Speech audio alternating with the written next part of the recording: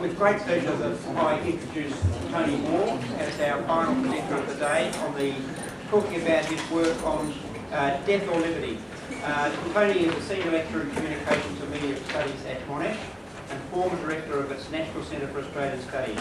He's a cultural historian, author, former ABC documentary maker. It's actually true to say current. Back in the current documentary maker with interest in media, reform, popular culture, artistic bohemia, education, labour and radical politics. And his most recent book is Dancing with Empty Pockets, Australia's Bohemians Since 1860, and you might have picked up a flyer for that book from out on the desk outside. Welcome, Tony. Thank you. Over to you. Yeah. Thank you very much for inviting me here today. And I'm kind of, seeing it's the end of the day, I'm kind of pleased that it's cold in this room. So stay awake. But I hope my book will excite you anyway. I note that the theme of this summer school is crisis in Europe, or crisis in commemoration. And the story of the Australian political prisoners is very much one of crisis in commemoration.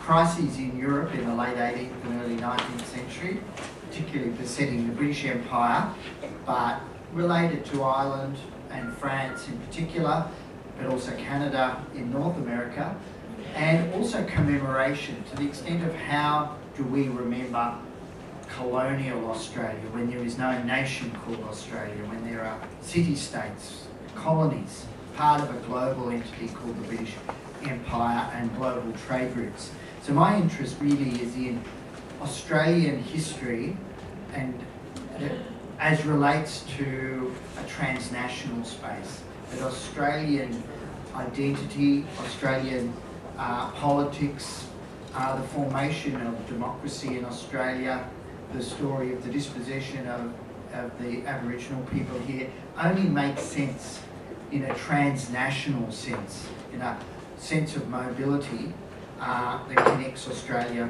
not just to Europe but Asia and the Americas and other parts of the world. But I want to begin in a less highfalutin place, back in school in the 1970s when I was a long-haired teenager in Wollongong.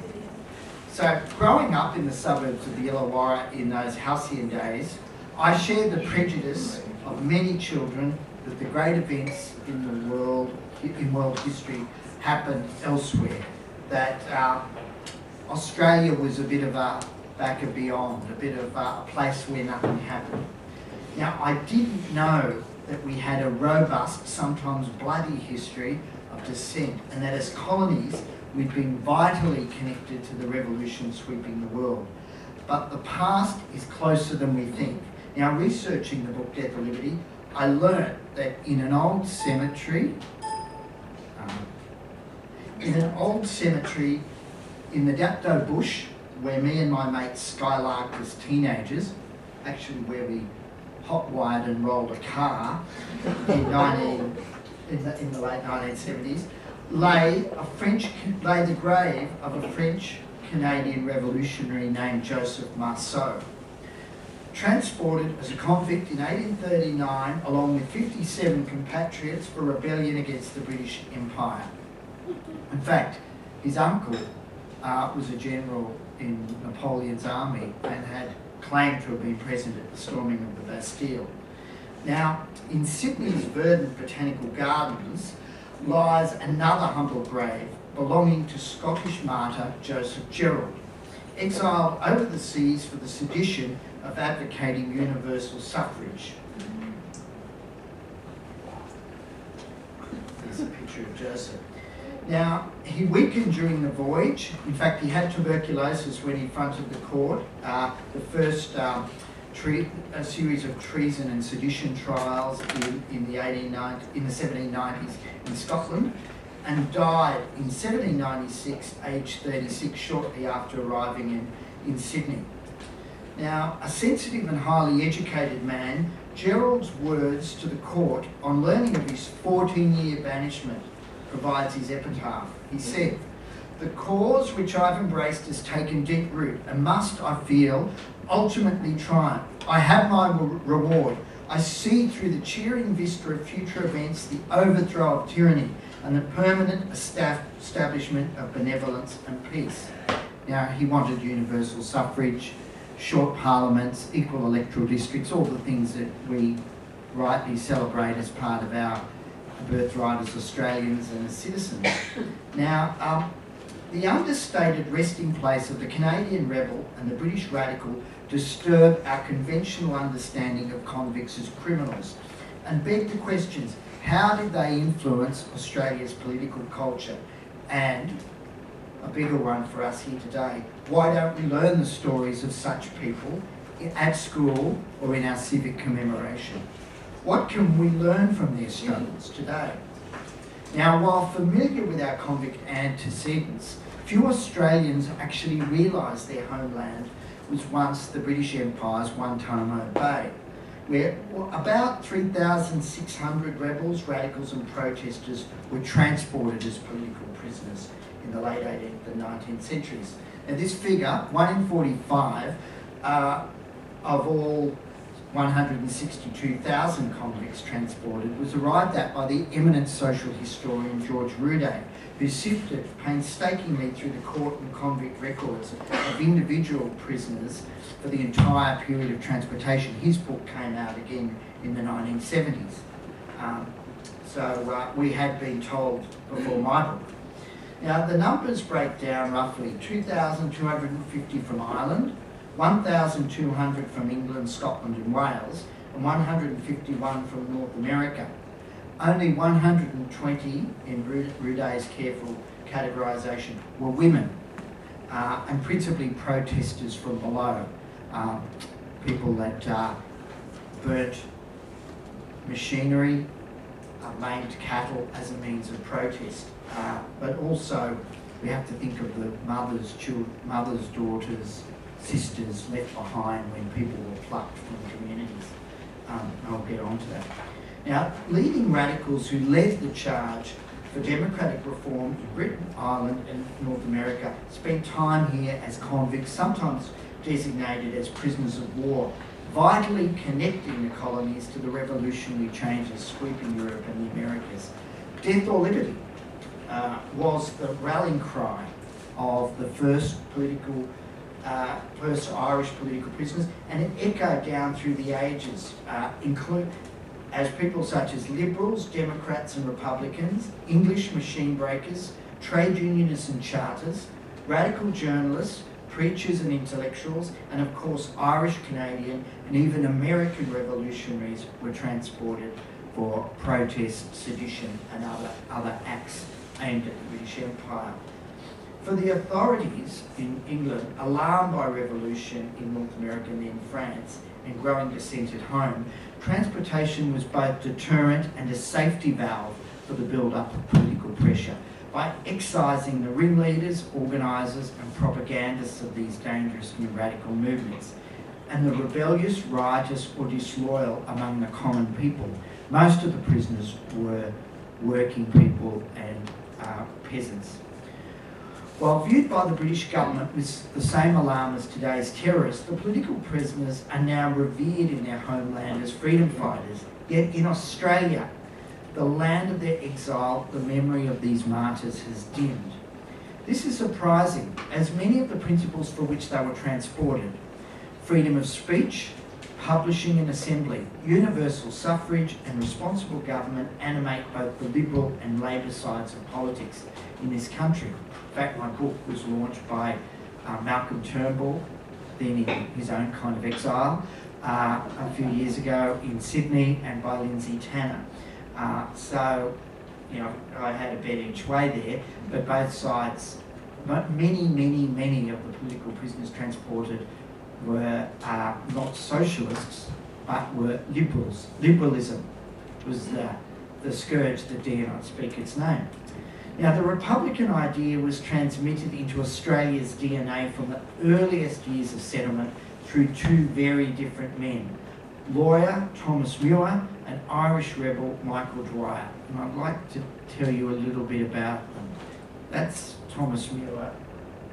It's his a little pendant of Muir that was minted at the time of his trial. Now, Muir was one of Gerald's fellow Scottish Jacobins. He was a dashing young orator, an idealist in the Jeffersonian mould, whose crusade for electoral reform morphed into republicanism in the hopeful dawn of the French Revolution. He escaped Sydney on an American ship, was imprisoned by the Spanish who intercepted him in Cuba, probably near Guantanamo Bay. 15 minutes time at 4 p.m. The museum shop will be closing.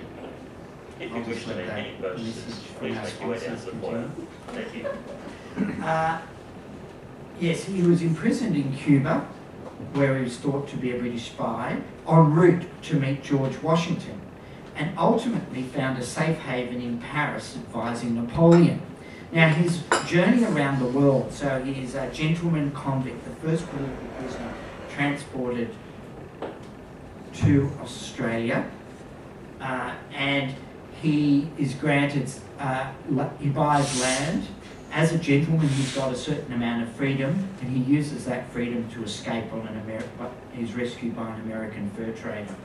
He's intercepted off Canada, but he's even got an island in the Pacific named after him. He's written to Washington, he's pursuing political asylum, and he is a guest of the Spanish who are conveying him there. Even though they're allies of the French, they become suspicious of this radical man, and he finds himself gradually to be a prisoner. First imprisoned in California, then Mexico, and then Cuba. And then they decide to try him in Spain. His ship carrying him to Spain is intercepted by the British Navy. They open fire, and he suffers shrapnel wounds and loses an eye. And in fact, when the British board the ship, they can't tell who he is. And he's in a hospital in Spain, and none less than Talleyrand negotiates an escape for him. And he is welcomed with open arms by Napoleon, made a citizen of the Republic, and put in charge of the Scottish Directorate, the government of Scotland in exile. So, and he ultimately dies from those wounds on Australia Day in the late 18th century. But this story is very interesting. This is like one of the leading radicals of that kind of liberal moment, pushing for reform in the late 18th century, that is kiboshed by the eruption of the French Revolution and the outbreak of war. So people that maybe have been encouraging of electoral reform, such as William Pitt the Younger, suddenly turn on these people that have been allies, both the Wilberforce forces in the anti-slavery movement, but the general liberals. And these people become they are radicalised by their treatment. And the sedition trials that see the Scottish Jacobins exiled to Australia are quite notorious, and there's a large literature around them. Now, Dwyer was an Irish braveheart, a knockabout hero of Ireland's 1798 revolution, who waged a guerrilla war against the English after that revolution was put down. Ultimately, he was tricked into surrender, and he'd been promised exile to the United States, but instead was transported to Australia. He's honoured with a monument at his gravesite at Waverley Cemetery. It's a bit of a magnet for Irish backpackers. Now, Dwyer was a man of action, and he did in fact come up against Captain Bligh, and was kind of something of a favourite of the often notorious New South Wales Corps when he was in Australia. In fact, went on to a successful life in Australia. He succeeded in achieving an Irish trifecta. He became a policeman, a publican, and a folk singer, and bequeathed a great deal of support to the building of St Mary's Cathedral. But he still managed to run foul of the law later in life, and via debt, and died in prison after contracting a disease in jail, in debtor's prison. Now, Muir was the new media activist, a pamphleter and publisher of information the government deemed seditious, very much a late 18th century Julian Assange. Dwyer, as I said, a warrior and resistance leader. Two different sorts of bravery. One, moral force of rational argument, the other, physical force. A willingness to fight for change in the minds of men and a willingness to fight on the battlefield. Both leaders had the strength of their convictions. Now, Australians should learn about these exiled political prisoners because their often inspiring stories link us to a changing world, overcoming the nothing ever happened in Australia prejudice, and they help bring to light an Australian and world history too frequently taught as dry, abstract themes. Now, I've spent a great deal of my last couple of years in the 1890s. I love those bearded founding fathers, but we need something of these swashbuckling fellows as well. And colonial Australia was a dynamic, exciting place full of the young. And full of a kind of an exciting new media age. I'm a media academic as well as a historian. And I find my young students get very interested when I talk about sedition, censorship, and the new media of the 18th and 19th century. I just will quickly run through some of the range of the political prisoners before getting on to some of the ideas I think are important in this story. Now, General Joseph Holt was one of the other generals, leaders of the United Irish Revolution of 1798. Called United Irish because it was led by Protestants.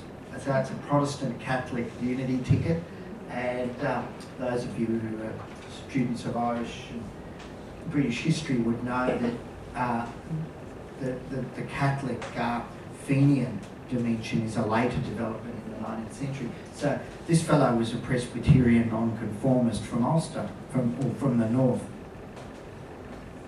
The Battle of Vinegar Hill in Sydney, the Castle Hill Rebellion, that was in a sense the last act of that 1798 Irish Revolution, which again the French supported. Napoleon went to Egypt instead of providing the boats that were promised. The French ultimately got there, the weather wasn't good, they landed but were routed. So it could have been different, and that revolution is a big part of revolutions in France trigger rebellions in Britain. And these people end up in Australia, so there's a link. Now, a lot of my book looks at the growth of capitalism and economic exploitation and the tearing up of old customary practice. And so the coming of, that we know from John Stuart Mill and Karl Marx of a new class society and industrial revolution. And we have varieties of movements, the Luddites, machine breakers, the emergence of trade unions, and calls for both political reform but also new economic deals. And these working class movements are very much the focus of political repression and transportation to Australia.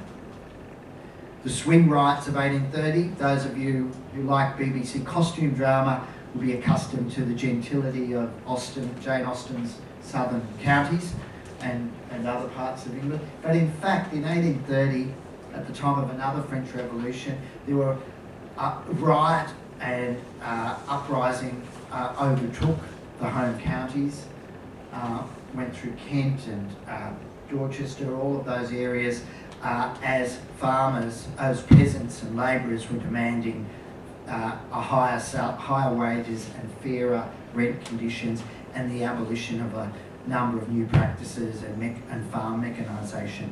And up to 500, I think about 500 of the ringleaders were transported to Australia. We have the top huddle martyrs, quite different to the kind of pitchfork and burning and machine breaking of 1830. 6 men got together and formed a trade union, an agricultural trade union. Now, they already existed in the growing manufacturing centres, but to do this in the agricultural belt of the South was a very radical act, and the British government tried to make an example of them and use some complex legal arguments to try and re-ban trade unions. Unfortunately for them, the 6 men were some of them were Methodist lay preachers, they were solid citizens, and by picking on 6 people, they were people the public could get to know. And they became the focus. They were transported for 7 years. They became the focus of one of the biggest campaigns for pardons Britain had ever seen and has ever seen, and they were ultimately pardoned. That's one of the mass marches in favour of these 6 men that occurred at Copenhagen Fields in London. In the Islington Council, in fact, reenact this every year or so, this march. So, trade unionism, something of an Australian speciality, and its seeds were there long before the shearers' strikes of the 1890s. Canada erupted in revolution in the late 1830s, early 1840s, not only French Canada or Quebec, but also Anglo-Canada, centred in Toronto, and a number of their leaders escaped into the US and rallied secret organisations called hunters, both that then crossed the border back into both parts of Canada. Canada was divided then into Upper and Lower Canada, and the revolution they were hoping for, of course, never happened, and they were defeated. But a large number of French Canadians and American citizens were arrested, some executed, and some transported to Australia. And we have the French Canadians were quartered in Sydney at places we now call Canada and Exile Bay, and the Americans went to Van Diemen's Land or Tasmania, and that's one of the Americans, Linus Miller, who was a lawyer. And many of these people wrote pamphlets about their experiences. Ultimately, the French Canadians and the Americans were pardoned as well, but their resistance and their martyrdom helped achieve responsible government in Canada and indeed Australia, or in the British Empire, a new model of dominion autonomy. Chartists, another working class movement asking for universal male suffrage and the right for working class people to stand for Parliament, huge movement, again related to movements on the continent, including the 1848 revolutions. They had debates about moral and physical force, and those that got involved in physical force, such as John Frost and William Caffey, were transported to Australia, along with a number of other Chartists. Now, many more Chartists immigrated. It's interesting, William Caffey becomes a union leader in Tasmania. So he's a child of West Indian slaves in England, in London, becomes a celebrated union leader and helps reform the Masters and Servants Act in Tasmania. We need to know about people like this. The Young Islanders of 1848. This was a movement of intellectuals, cultural people. They had a magazine called The Nation. They tried to reclaim Irish sovereignty and independence in the mind, in culture. They had a phrase, making culture racy of the soil, and were part of a kind of reclaiming of the Celtic. Then the potato, they believed in the repeal of the Act of Union between Ireland and the United Kingdom, but then the potato famine happened, maybe well in excess of 1 million people died, and their leaders, one of whom was related to Queen Victoria, was a member of the House of Commons, his brother was a lord, and a Protestant, but was a direct descendant of Brian Boru, one of the last kings of Ireland, decided to go over to physical revolution, and so they had a revolution in Ireland in 1848, and the ringleaders were defeated as largely pen pushers and debaters. They were hopeless revolutionaries, and they were transported to Australia. But it was in their martyrdom that they achieved great things. And the last convict ship transport to Australia that arrived in 1868 carried the Fenians, who were kind of out of the failure of 1848 came this more hard line more terrorist-orientated Irish Republican group that ultimately become the IRA in a sense. I'm simplifying a very complicated picture, but they were hatching a mutiny from within the British Army because the Irish were a large part of the armed forces and on English soil, and they got the idea from the Indian mutiny. So it's very significant that the last convict ship is carrying political prisoners. Okay, now for many of the political prisoners sentenced to Australia, a right for which they were prepared to sacrifice their own liberty was freedom of speech and publishing. A state fashioned in more authoritarian times had difficulty coping with a revolution in communications that had expanded what we call the Republic of Letters, if you like, a public sphere in which intellectuals and other ideas entrepreneurs used the discourse of journalism and the convivial space of cafes and pubs to debate and promote new ways of seeing, thinking and doing. With technical improvements and growing literacy came a proliferation and diversification of publishing, a media revolution, newspapers, pamphlets, treatises, manifestos and proclamations. Our guys are writing this stuff before they're transported, and then they write accounts of what happened. Now, in these new media innovations, new rights, new classes, new systems of government and new nations are first imagined.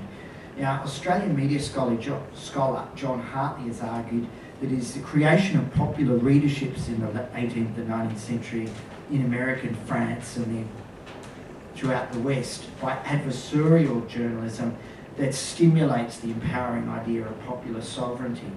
Now, in language, echoing to today's debates about the internet and WikiLeaks, Thomas Muir asked the jury at his trial, was it even possible in an age where the works of Mr. Burke and Thomas Paine flew with rapidity to every corner of the land, hitherto unexampled in the history of political science, was it possible to ban such works?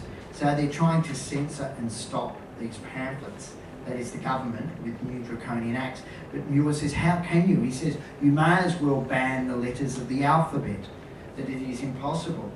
Notice the excitement by which he says fly with rapidity around the world, or by ship, and soon by train, by stagecoach, maybe by pigeon. But you know, this is an exciting time of irrepressible ideas. In Australia, these far-flung colonies are part of it. In fact, if you read Robert Hughes' book, he talks about, on The Fatal Shore, he talks about a poem called The Telegraph, in which Muir is,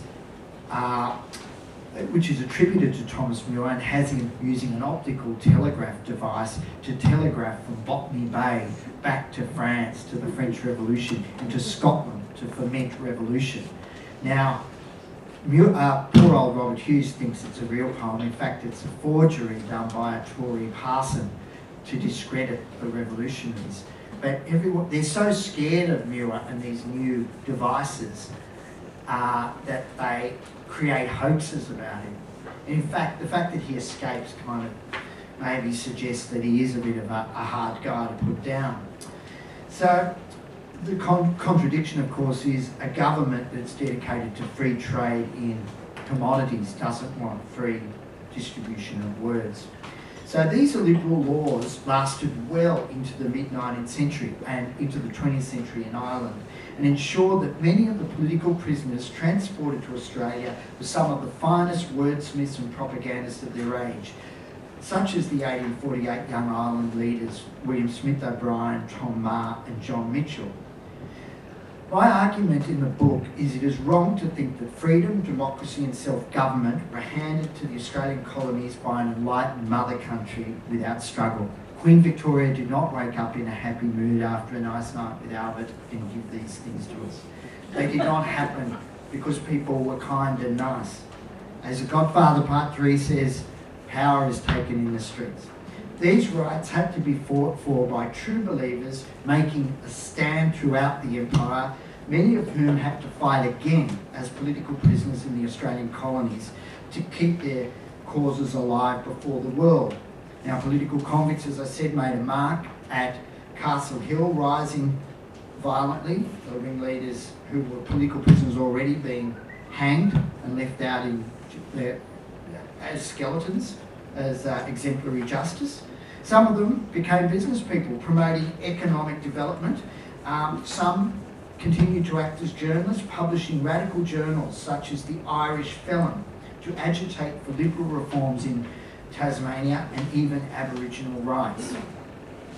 That is, the Young Islanders participated in that journal. Some, like William Smith O'Brien, launched clever legal defences against unjust treatment by authorities to rally the anti-transportation movement in Australia. Some, like Cafe, organised trade unions. And William Smith O'Brien even drafted a democratic constitution for Tasmania to hasten responsible government. This guy was a celebrity. He was mocked by the Times for being a failed revolutionary leader, but in solitary confinement in Australia, he won something like the esteem that Nelson Mandela came to have. People in Times Square in New York, in London, in Washington were campaigning for his release. And he was the most aristocratic person ever to set foot in Australia to that date. So no one dared stop him writing to all his friends, Gladstone in the House of Commons and US presidents. So as his health began to falter in solitary, he refused a ticket of leave or a parole. As his condition worsened, the world attention was on his little jail in Van Diemen's Land. So, and he's a lawyer, he uses the law to kind of embarrass the colonial authorities. At one point, the leaders of the anti-transportation movement in Australia are calling for William Smith O'Brien to become the governor.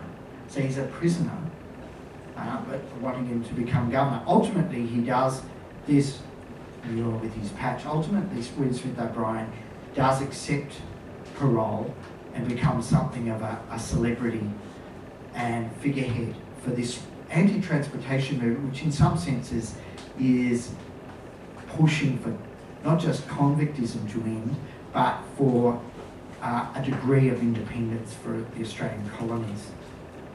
This is a picture of the 1848 Young Ireland Revolution. That's one of the leaders, Tom Marr. Another one of the leaders, John Mitchell. Both of these men escape and end up in the United States. Tom Marr becomes a politician in the Democratic Party and a brigadier general in the Union Army in the Civil War. John Mitchell goes to the South and joins that side.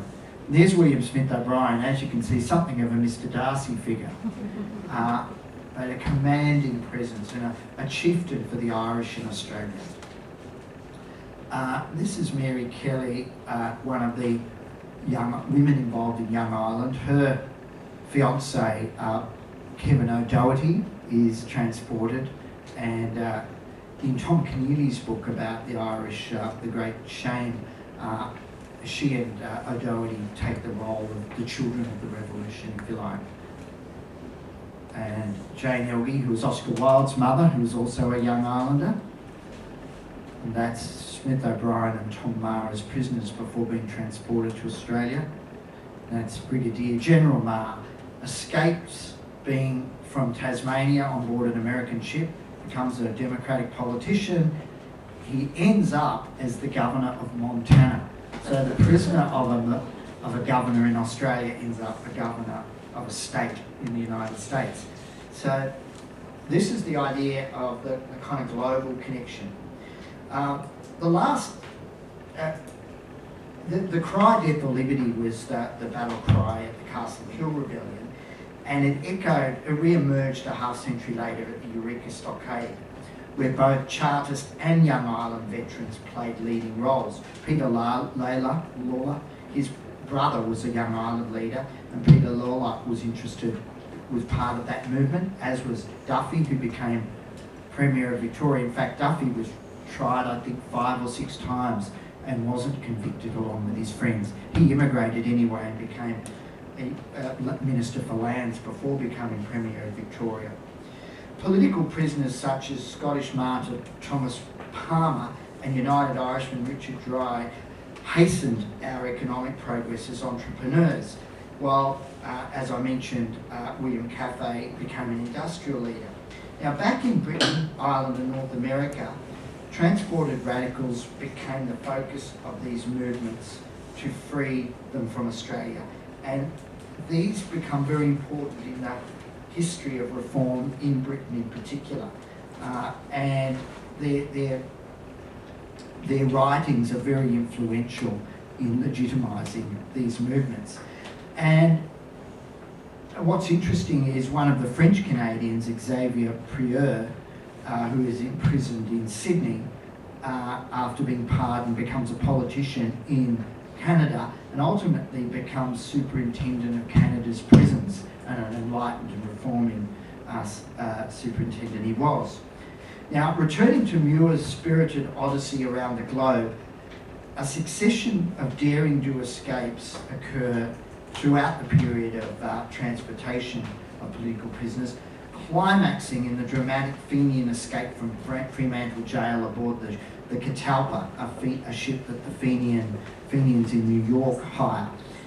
And these escapes revived hopes of comrades back home and in the colonies, and demonstrate, I think, just how faulty transportation was in containing these political movements.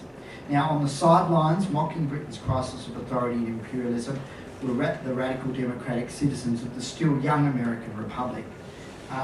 And it's really important to understand that America at this point is seen as something of an exporter of revolution, an exporter of terror, and Britain is the superpower. And it's very interesting that their own prisoners are caught up, that their own citizens get caught up and transported over the Canadian episode. Now, political prisoners undoubtedly suffered under the cruelties of the convict system, especially from the lash and chain gangs in the early decades of settlement. But many working class machine breakers, peasant riders and chartists enjoyed material improvement and even social mobility in Australia, and after serving their sentences remained to build a new country, like Joseph Marceau, the person whose grave I encountered in Dapto, who married an Australian girl and died a respected farmer in 1883. He was known as Honest Joe. And while he talked about his uncle, who was a general with Napoleon, he never much talked about his own days as a convict. Now, young Irish publisher, seditionist and medical student Kevin O'Doherty, unbelievably, was allowed to continue his medical studies while a prisoner in Tasmania. And after going back to Ireland on being pardoned, he returned to Australia and was elected to Queensland's Legislative Assembly, where he championed its first Health Act as Minister for Health and campaigned against the blackbirding of kanakas. And his wife, Mary Kelly, became something of a famous poet in Australia at the time. And he had a very lucrative obstetrics practice. Now, liberalism, democracy, responsible government, trade unionism, working class politics and post-colonial nationalism all arrived in the colonies in chains. Yet, through the alchemy of martyrdom, spirited resistance, canny campaigning back home and in the colonies, and dramatic escapes, these radical ideas broke free of convict fetters to disseminate around the world. They became the common sense of liberal nation states and left strong influences in Australia's political culture. Most importantly, the groundbreaking Victorian and New South Wales constitutions of the 1850s, granting universal male suffrage, equal electoral districts, short parliaments, secret ballot, and a large measure of colonial autonomy, were very much influenced by the Chartist and Young Ireland programs, the Canadian struggle for self-determination, and the ideas of democratic reform going back to Muir and the United Irishmen. These constitutional innovations conceded by a mother country were conceded by a mother country that was keen to avoid the spectre of Chartist protest and Irish dissent in Australia. And it's important to understand that they only conceded it because of the struggles and the sacrifices people had made. And I guess they were sealed by the spilling of blood at Eureka at the time. So just to wind up, Why don't we remember these stories? Why do we all know about George Washington? Perhaps Australians struggle to claim the political convicts as our own because a purely national focus has blinded us to the transnational character of the colonial experience. The political prisoners transported moved beyond one nation to traverse the globe, contributing to the different places in which they lived, and even made a virtue of their status as citizens of the world. Muir called himself a citizen of the world, quoting Thomas Paine. Now, a particular problem for a country with colonial origins is that many of the people who made a difference in Australia's past were mobile within a global empire as governors, soldiers, sailors, immigrants, explorers, scientists, missionaries, and of course convicts. Happily, the study of Australia's past at universities has benefited from a turn towards a new critical imperial history that reframes and refreshes colonial Australia as part of a global empire shaped by people on the move, demands for popular participation, and a new media age. Australian historian Anne Curthoy has observed that globalisation of the era we are now in, it has in part prompted historians to pay far more, and I quote, to pay far more attention than previously to all those processes, events and themes that are best understood beyond the nation and which cross national boundaries. She welcomed this trend amongst young scholars in particular, where the Australian historical experience becomes part of the study of relationships, networks and connections, traced back and forth and indeed around the empire and outside it, what we now call mobilities. So far from being isolated outposts, the colonies erected on land seized from the Aboriginal people were important transnational hubs for commodity extraction, trade, immigration, land privatisation and development, information exchange, and of course punishment. The land hunger, the privatisation of land in Ireland, Scotland, Britain, the enclosures, they got away with it without a revolution by giving land in Australia. Now, William Smith O'Brien sat on the committee of the House of Commons that was assisting immigration before he became a revolutionary. The land of the Aboriginal people has been privatised and enclosed, turned into commodities, and a lot of the poor and landless of Britain, or the recently made landless, and losing their common land, the commons, are gaining it in Australia and Canada and the United States. So this is the safety valve, if you like, the pressure valve that lets them off the hook. I see the stories of Muir, O'Brien and Marceau as revealing a contested empire in which dissent and revolution jostle with hope and glory, but also connect us to France and to revolutions in Italy and Spain and Germany. The political prisoners are radical precisely because they struggled against the arbitrary boundaries and limitations of their age, as well as crisscrossing the borders of colonies, countries and empires. They pushed against entrenched social and civic barriers, restraining political participation, classes, religions and ethnicities. The challenge in writing the history of the political prisoners is to resist an anachronistic national narrative, as much as in Ireland today or Scotland today they love those narratives. Instead, we need to recreate the mobility between countries and social groups afforded by empire, trade, war, diaspora and radical culture itself. An emerging international sphere connected by improvements in publishing, that radical new invention, the postal service, and transport looms large here, demonstrating the role of media history in understanding the imperial experience. So I would argue the stories of the transported political rebels and reformers belong in the new national history curriculum. And if Mr. Pine is cranky about that, well, I can say Malcolm Turnbull launched the book.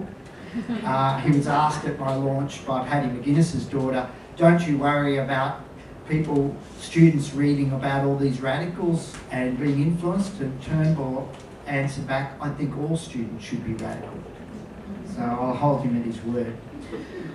Within this early stage of globalisation, The political prisoners should be understood not just for their role in the movements they left behind, but in the terms of the places and people they touched in their often involuntary journeys, for their roots, R-O-U-T-E-S, as well as our roots, R-O-O-T-S, and theirs. Approached in this way, the stories of political convicts reveal Australian colonies as vitally connected to the world and the great causes of the age, participants in a system of imperial terror, yet champions of democratic, nationalist, immediate innovation. Thank you.